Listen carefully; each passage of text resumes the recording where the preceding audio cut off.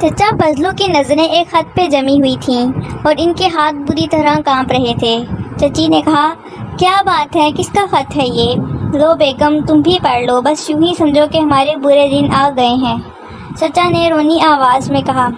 چچی primary پاس تھیں، انہوں نے خط لے کے اس پہ نظریں دوڑائیں تو خوشی سے چیخ اٹھیں، آہا مزہ آ گیا، جمال بھائی جان آ رہے ہیں راولپنڈی سے۔ ارے بیگم، وہ اپنی بیگم اور 9 عدد بچوں کو بھی ساتھ لا رہے ہیں اور تم ہو کہ خوش ہو رہی ہو، چچا نے برا سا منہ بناتے ہوئے کہا۔ تو آپ پریشان کیوں ہو رہے ہیں؟ مہمان تو اللہ کی رحمت ہوتے ہیں، اور پھر میرے یہ بھائی تو کم از کم 10 سال بعد ہمارے ہاں آ رہے ہیں۔ چچی ایک بار پھر خوشی سے مسکرائیں۔ چچا اپنا برا سا منہ لے کر کمرے میں چلے گئے۔ اسی وقت صحن میں ان کی مرغیاں بولنے لگیں، کٹ کٹ کٹاک۔ چچا فوراً باہر آئے اور بولے، دیکھو بیگم، پہلے ہی ہمارے 2 مرغ قربان ہو چکے ہیں، اب میں اپنی 18 مرغیاں کسی طور پہ بھی ضائع نہیں ہونے دوں گا۔ چچا کی یہ بات سن کے چچی خاموش رہیں۔ پچھلے دنوں چچا کی ایک مرغی کے انڈوں سے 8 چوزے نکلے تھے جو اب اچھی بھلی مرغیاں بن گئے تھے۔ اس طرح چچا کے پاس اب 18 مرغیاں ہو چکی تھیں۔ چچی کے بھائی جمال نے لکھا تھا کہ وہ اتوار کے روز آ رہے ہیں۔ ہفتے کے روز چچا نے چچی سے سرگوشی کے انداز میں کہا، میرا خیال ہے بیگم ہمیں اپنی مرغیاں پڑوسی کے گھر میں چھپا دینی چاہیے۔ چچی نے کہا، ارے اگر کوئی مرغیاں مہمانوں کے لیے پکانا بھی پڑ گئی تو کیا حرج ہے؟ حرج ہے، میں اپنی ایک مرغی بھی ذبح نہیں ہونے دوں گا، چچا چیخ پڑے۔ چچی خاموش ہو گئیں، وہ چچا کی ضد سے بخوبی واقف تھیں۔ چچا گھر سے باہر نکل گئے اور اپنے پڑوسی عبداللہ کے پاس جا پہنچے۔ بھائی عبداللہ، بات یہ ہے کہ چند روز کے لیے ہمارے ہاں مہمان آ رہے ہیں، انہیں جانور سے سخت چڑ ہے، اس لیے میں چاہتا ہوں کہ تم میری مرغیاں اپنے ہاں رکھ لو، پہلے بھی تم یہ تعاون کیا ہی کرتے رہے ہو۔ بس پھر کیا تھا؟ چچا مرغیاں عبداللہ صاحب کے گھر چھوڑ آئے اور اپنے گھر آ کے بے فکری سے بولے، لو اب سکون ملا ہے مجھے۔ یہ کہہ کے چچا نے ایک بے وزن شعر بھی پڑھا، دال ہی کھائے گا کہ اپنا ہو یا خیر ہو، یا الہی میری ساری مرغیوں کی خیر ہو۔ اتوار کے روز دن کے 11 بجے گھر کے دروازے پہ دستک ہوئی۔ چچا اور چچی گھر کے دروازے کی طرف بڑھے۔ چچا بولے، ارے بھائی آ گئے آپ، حیرت ہے، کمال ہے۔ کمال نہیں، آپ کا بھائی جمال ہے، باہر سے آواز سنائی دی۔ چچا نے دروازہ کھولا تو سب مہمان اندر گھس آئے۔ سلام دعا کی آوازوں سے ان کا گھر گونج اٹھا۔ سب چچا اور چچی سے گلے ملے۔ چچی نے اپنی جمع پونجی سے ان کے لیے بوتلیں منگوائیں اور چائے بنائی۔ دوپہر کے کھانے میں انہیں مسور کی دال پیش کی گئی۔ شام کے کھانے میں جب مسور کی دال سامنے آئی تو جمال صاحب کے بچے جو سب لڑکے تھے منہ بنانے لگے۔ ان کی والدہ نے انہیں گھور کے دیکھا تو وہ صبر شکر سے کھانے لگے۔ رات کو جمال صاحب نے کہا، بھائی صاحب چلو تھوڑی دیر باہر چہل قدمی کر کے آتے ہیں۔ ہاں ہاں کیوں نہیں، چچا بولے۔ سب سڑک پہ چلتے جا رہے تھے، رستے میں ایک جگہ بورڈ لگا ہوا تھا، خالص کھوئے کی کھیر۔ ایک لڑکا بولا، انکل کھیر تو کھلائیں ہمیں۔ چچا کے منہ میں بھی پانی آ گیا مگر جلدی سے بولے، ارے بھائی یہ کھیر تو نیری ہیضے کی بیماری ہے، پچھلے ہفتے ہمارے محلے کے 3 بچے کھیر کھان سے شدید بیمار پڑ گئے تھے۔ چند قدم کے فاصلے میں ایک فالودہ فروش کی دکان آئی، بہت سے لوگ بیٹھے فالودہ کھا رہے تھے۔ جمال صاحب کا دوسرا لڑکا بول اٹھا، انکل چلے فالودہ ہی کھلا دیں۔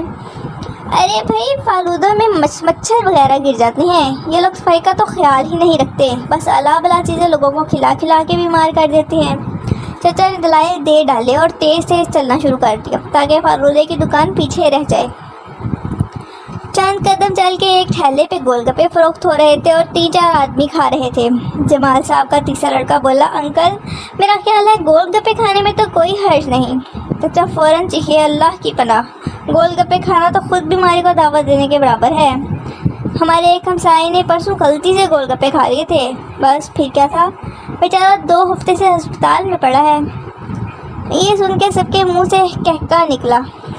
جمال صاحب نے کہا، کوئی بات نہیں بھائی صاحب، آج تو ہم کھا ہی لیتے ہیں۔ یہ کہہ کے انہوں نے 50 کا نوٹ گول گپے والے کے حوالے کیا اور وہ ان سب کے سامنے گول گپوں کی چنگیریاں رکھنے لگا۔ چچا نے کہا، میرا خیال ہے کہ موت تو ایک دن آنی ہی ہے، گول گپے اتنی بری چیز بھی نہیں۔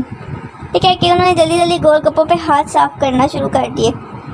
مرچ مسالے والا پانی ان کے منہ سے نکل نکل کے کپڑوں پہ گرتا رہا۔ گول گپوں سے فارغ ہو کے وہ واپس لوٹے تو جمال صاحب نے کہا اب فالودہ کھاتے ہیں یار۔ چنانچہ وہ سب فالودے کی دکان میں داخل ہو گئے۔ جمال صاحب نے آرڈر دیا۔ چچا فضلو نے فالودے کی پیالی میں چمچہ گھماتے ہوئے کہا بیماریاں تو زندگی کا ایک حصہ ہیں، ان کی وجہ سے انسان کو کھانا پینا نہیں چھوڑنا چاہیے۔ فالودہ کھا کے سب نے قریبی پارک کی تھوڑی سی سیر کی اور پھر کھیر کی دکان پہ آ گئے۔ جمال صاحب نے کہا کیا خیال ہے کھیر بھی کھا لی جائے؟ چچا فضلو جھٹ بول پڑے ہاں ہیضے کی خیر ہے، اور اب تو اس کی دوا بھی آسانی سے مل جاتی ہے۔ ان سب نے کھیر بھی چٹ کر ڈالی۔ جمال صاحب نے گھر میں موجود دونوں خواتین کے لیے بھی کھیر پیک کروائی، پھر سب گھر واپس آ گئے۔ اگلے دن صبح ناشتے میں مہمانوں کو چائے اور پاپے پیش کیے گئے۔ چاچی نے چچا کو الگ لے جا کے کہا آپ اتنے بھی کنگال نہیں جتنا ظاہر کر رہے ہیں، آپ کے پاس بھی پیسے ہیں، مہمانوں سے اچھا سلوک کرنا چاہیے، بلکہ مہمان کی خاطر تو قرض لے کے بھی کرنے کا حکم ہے۔ بس تو مجھے سمجھانے کی کوشش مت کرو، چچا نے کہا اور بازار جا کے ٹینڈے لے آئے۔ چچی کو مجبوراً وہی پکانے پڑے۔ لڑکوں نے ٹینڈوں کو دیکھ کے منہ بنا لیے لیکن انہیں یہی کھانے پڑے۔ اسی طرح شام کو وہی ٹینڈے ان کے سامنے رکھ دیے گئے۔ رات کے وقت چچا فضلو بینگن لے کے گھر میں داخل ہوئے اور زور سے بولے لو بھائی بیگم کل کے لیے بینگن آ گئے ہیں، 5 روپے کا ڈھیر مل گیا ہے، یہ فائدہ ہے شام کی خریداری کا۔ حیرت ہے لوگ صبح صبح مہنگی سبزیاں کیوں خرید لیتے ہیں۔ چچی نے شرمندگی سے کمرے کی طرف دیکھا کہ کہیں جمال صاحب ان کی بیگم نے تو نہیں سن لیا، اور ہوا بھی یہی، سب لوگ سن چکے تھے کہ اگلا دن بینگن لے کے طلوع ہونے والا ہے۔ رات کو سب سو گئے مگر لڑکے آپس میں کافی دیر خسر پھسر کرتے رہے۔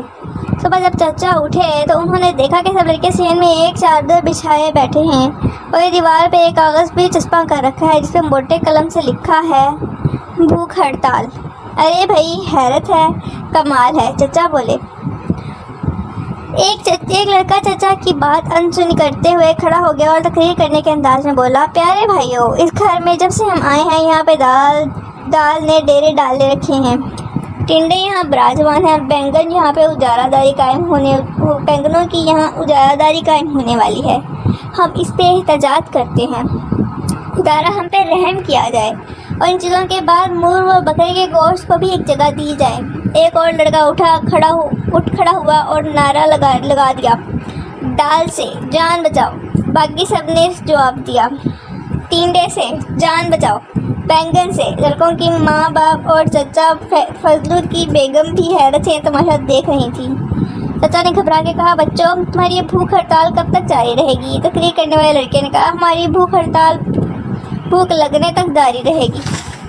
ادھر یہ بھوک ہڑتال جاری تھی، ادھر پڑوس میں عبداللہ صاحب اور ان کی بیوی کا جھگڑا ہو رہا تھا۔ یہ چچا فضلو کی مرغیوں کا ہم نے ٹھیکہ لے رکھا ہے کیا؟ ان مرغیوں نے 3 دن سے گھر میں گند پھیلا رکھا ہے اور پھر دانہ بھی انہیں ہم ہی ڈالتے ہیں۔ میں کہتی ہوں فوراً یہ مرغیاں واپس دے کے آؤ ورنہ میں انہیں ذبح کر دوں گی۔ عبداللہ صاحب نے گھبرا کے کبوتروں والا جال اٹھایا، اس میں ساری مرغیاں ڈالیں اور چھت پہ چڑھ گئے۔ چچا فضلو کی چھت ساتھ ملی ہوئی تھی، ان کی چھت پہ آ کے عبداللہ صاحب نیچے جھانکے اور غصے سے بولے لو بھائی فضلو اب تو حد ہو گئی، پکڑو اپنی 18 مرغیاں، ہم سے نہیں سنبھالی جاتی۔ یہ کہہ کے انہوں نے جال الٹ دیا۔ مرغیوں کی کٹ کٹاک کی شور کے شور سے کان پڑی آواز سنائی نہ دیتی تھی۔